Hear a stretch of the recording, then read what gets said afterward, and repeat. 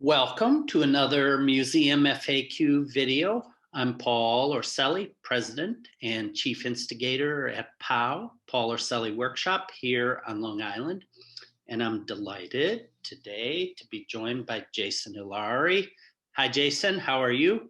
Hey, Paul. Thanks for having me on. Yeah, sure. Great to see you. So, Jason, I always like to ask people to tell us a little bit about their background because I think that's always interesting. People, especially related to the museum business, they don't always have perfectly straight trajectories. So, why don't you tell us a little bit about yourself and then we will launch into the main conversation.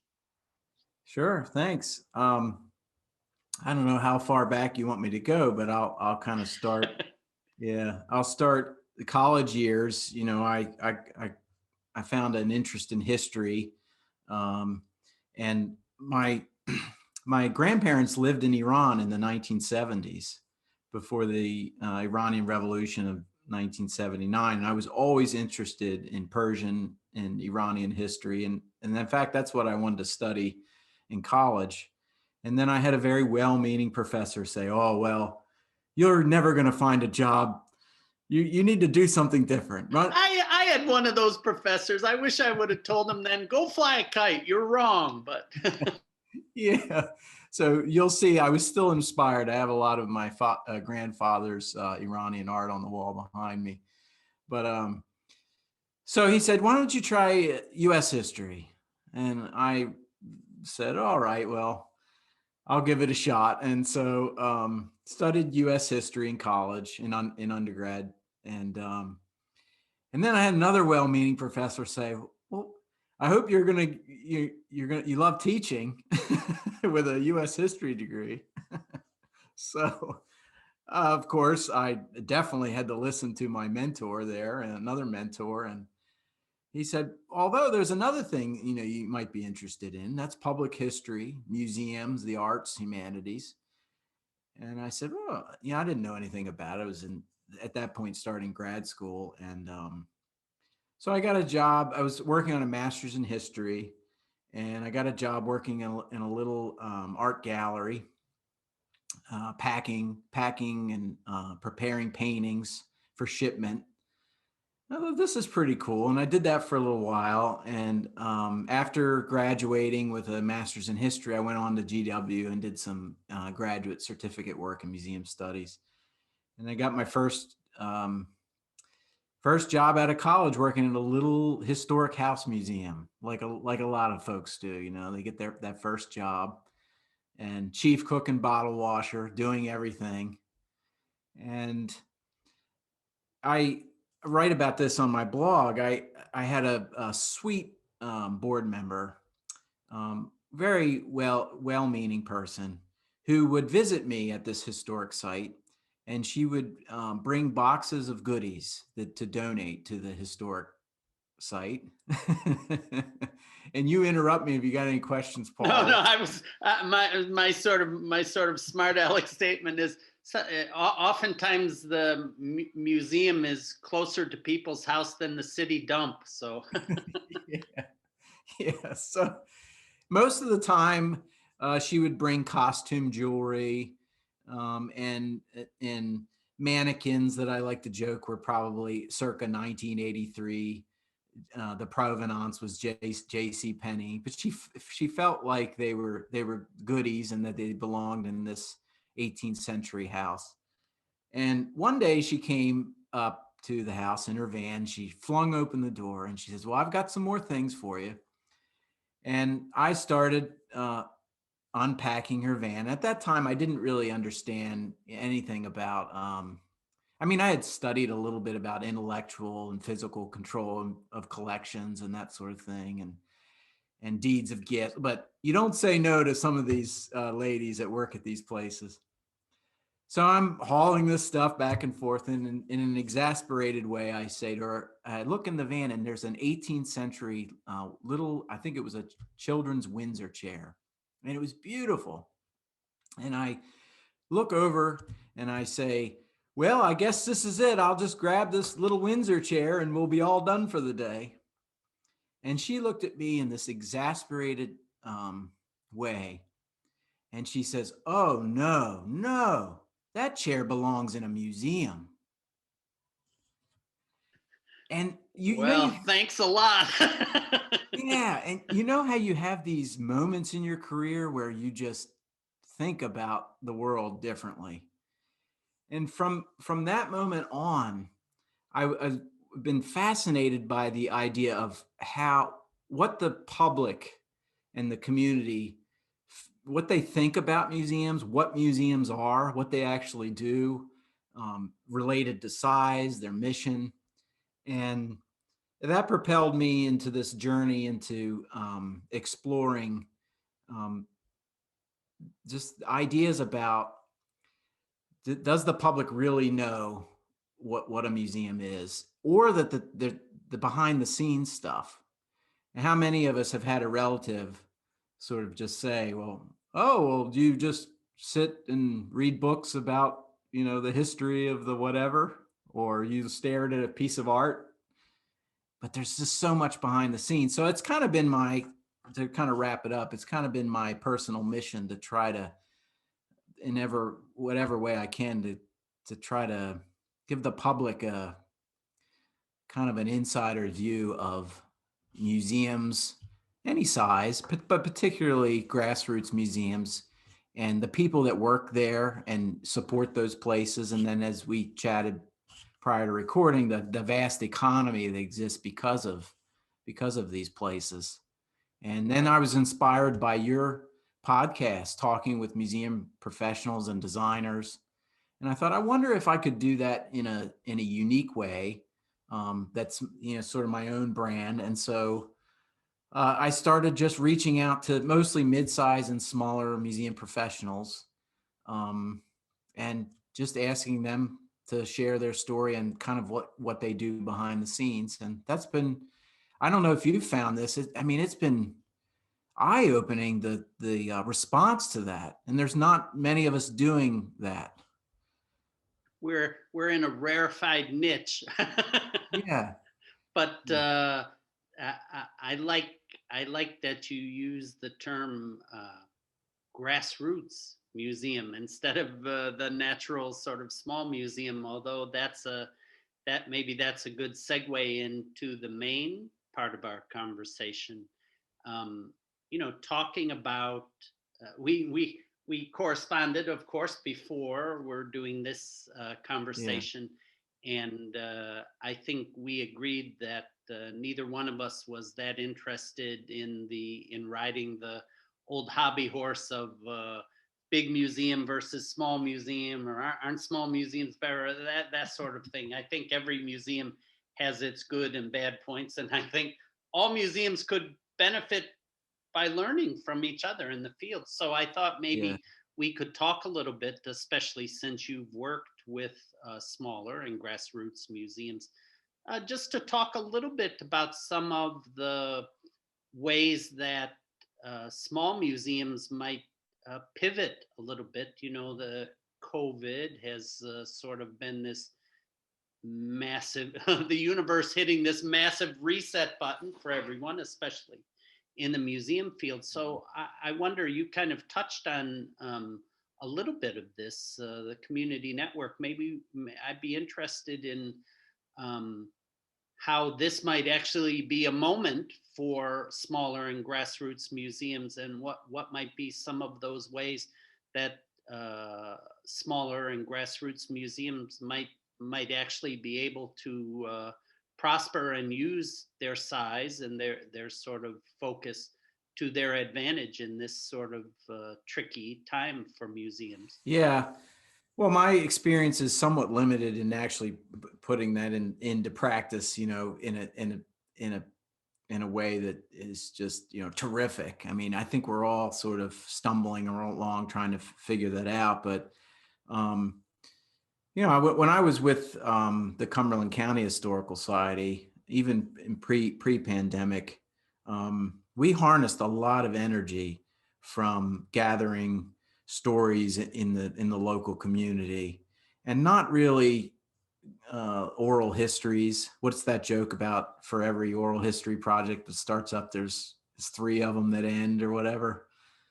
but but um, I think smaller museums are poised to be able to harness the energy of gathering stories in communities, and then from those stories, finding out what matters really to people at the local level.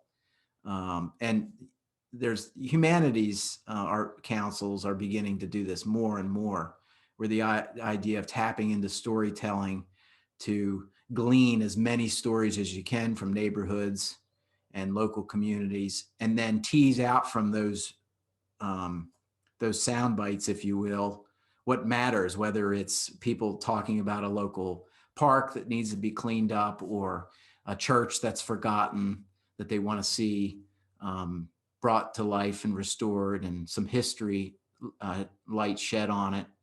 So I think that the idea of cultivating storytelling in local communities is a way that local organizations can be involved. I think another thing is that for the past and I'm just guessing, but it seems like the past 20 years or so, there's been a real emphasis on homegrown type industries, your locals farmers market, all of those things. I mean, they're sort of hyper local. Locavore museums. Yeah, the locavore. There, did you just coin that? No, no, when people are always talking about food and restaurants, it's locavore. And so, small and grassroots, I'm going to keep using that Yeah. term. They're real locavore institutions. So Yeah. And I think, I think that to tap into those visitors, that's what's important to them, whether it's, keeping monies in the local economy, um, partnering with the local organizations like the farmers market, to host events and programming. And then, of course, we all know Nina Simon, and she talks a lot about the participatory museum model. And I've found that smaller institutions are right there in terms of their ability to be very participatory in nature. Um, they they can be nimble. They can on the fly definitely engage in pockets of visitors that come into their museum. Um, the exhibit design schedule and the budget and sort of the flexibility with exhibits in smaller museums allows maybe for a little bit more um, adaptability in terms of engagement with the local community. So, I mean, there's a whole laundry list of things, but those are just a few that come to mind. yeah, sure. What I thought was interesting, you mentioned, for example, how could a local museum, local cultural organization, especially a smaller grassroots organization, be this gathering place or connector for the community. And you mentioned, for example, here's a park that needs to be cleaned up or approved, or here's a church that might need some tender, loving care. I'm just wondering, from your perspective, in terms of, again, smaller or grassroots museums, the examples you gave, it's often difficult, oftentimes I think communities feel that the museum is apart, away, separate from them, instead of a part of the community. And so I'm wondering, rather than being a part, but a part, what are some ways from your own experience, or knowing of peers in the smaller museums, what are some ways that you think museums can be a more, I'm going to say, humble part of their community, and not, even as a small institution, setting themselves up as some sort of institutional voice that's somehow pushed away, or separate, above the rest of the community? Well, what are some ways that museums, especially smaller and grassroots organizations, can more humbly be a true part of their communities? Yeah, that's a great question. I think a lot of it starts with the museum leadership taking on, this, it's sort of there's a term out there, institutional posture.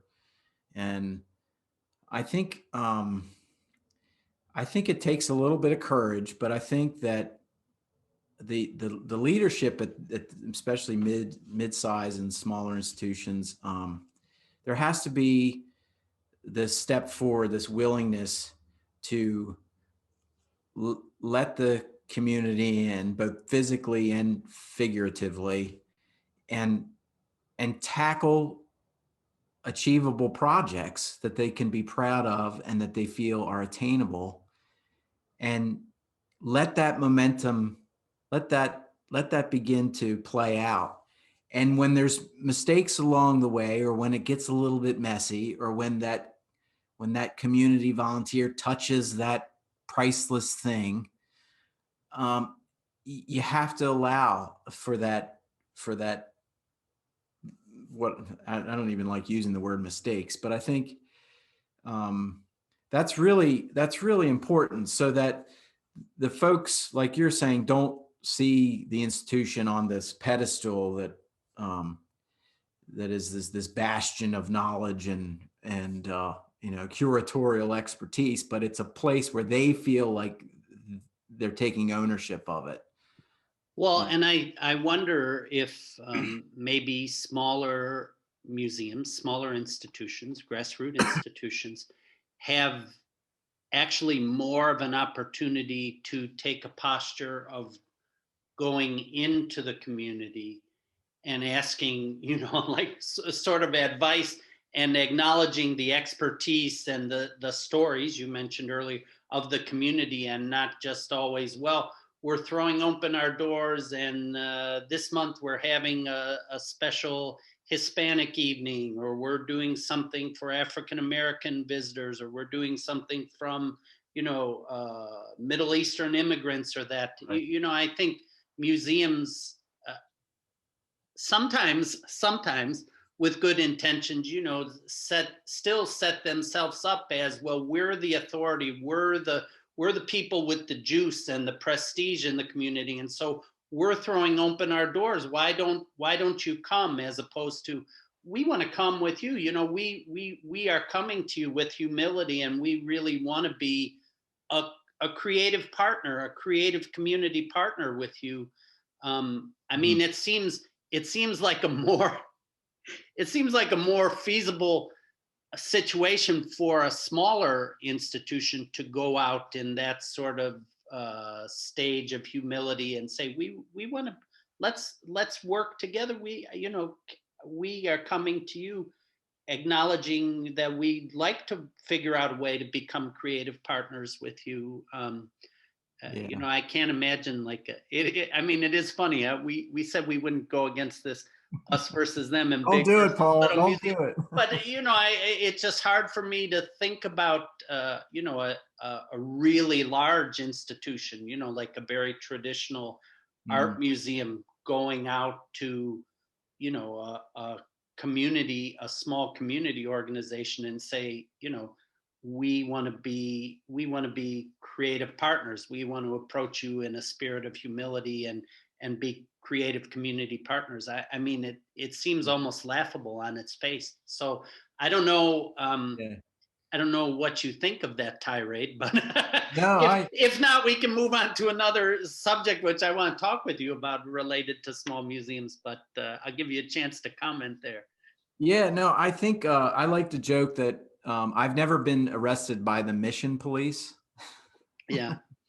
And I think that there's this, maybe it's a byproduct of, I don't know, the 60s and then 70s movement but I think that there's, and it comes from a good place. And I agree with the importance of mission, but I think sometimes we can't adhere so strictly to mission that we overlook the opportunities that are being presented before us. And if you are a local historical society and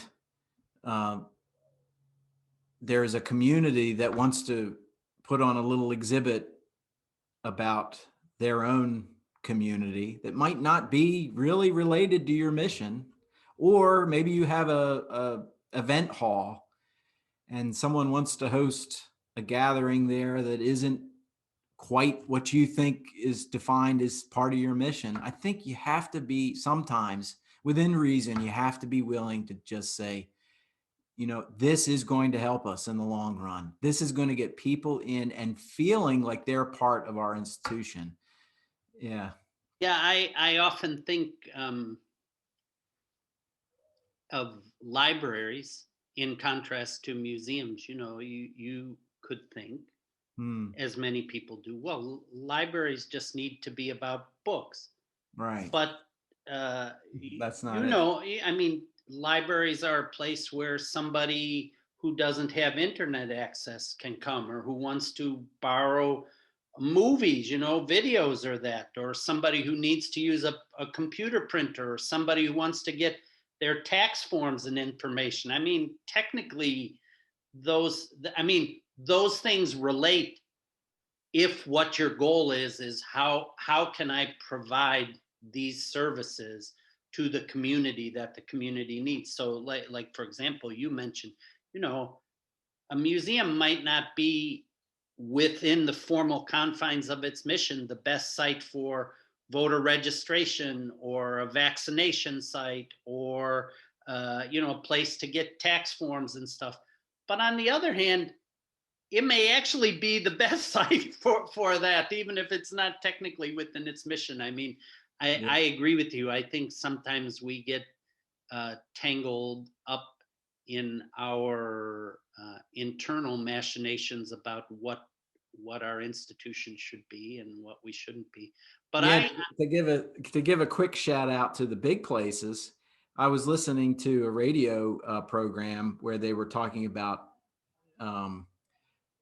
voter registration and how it was so hard to get into places and difficulties. And so they were looking at sports arenas and they were looking at all these places. And I was shouting, grabbing the wheel. And the big museums, they have oftentimes these huge halls that could be utilized. And I was like, why isn't anybody saying anything? Well, and they're just the same thing with vaccinations. They're ostensibly set up to queue up and move lots of people through their places, and there we are. But yeah. I was interested before we started recording. You mentioned something that never really occurred to me in the context of smaller or grassroots organizations, because often when people are pitching the idea, many times for a new museum in their community, they emphasize the oftentimes overestimated, but economic impact of an institution. And you were talking about, I'd like you, maybe we can wrap up with this, just to talk about how smaller and grassroots museums can actually be part of a valuable economic network or infrastructure. Yeah. I'm getting all choked up just talking about. No, that's your water. Yeah. So maybe talk a little bit about the economic aspect. Yeah, and I'll preface my comments by saying, I don't have any numbers, and I'm not even sure if ASLH or AAM has really these figures that I'm just going to sort of pontificate over. But when you survey a local community, say a county or a township or a town, there could be 5, 10, 15 tiny little community museums. And some of them they're employing people. So you've got that aspect of the economy, even if they're just employing 1 or 2, or in my case at CCHS, we had a staff of 19. Still, that's a little bit of an economic impact. But then all these little places, I like to think about, like the little mom and shop restaurants, they're hiring HVAC contractors and plumbers, and to do all the tasks involved with caring for their buildings. They're they're hiring out IT professionals to help with, set up their computer at their place. And it would be really interesting to try to tease that out and see, how much of an economic impact by the numbers, some of the stuff. But then if you really expand the definition of museums, I'm talking about at the local level, and you start talking about local and state humanities councils and all the work that they do, little art galleries, uh, not only historic sites, but also institutions that have a conservation or preservation bent. I'm just lumping them all in under the museum preservation, conservation, all of that arts and culture. I mean, Well, that and gotta have an impact. I think that just is that sort of expansive thinking.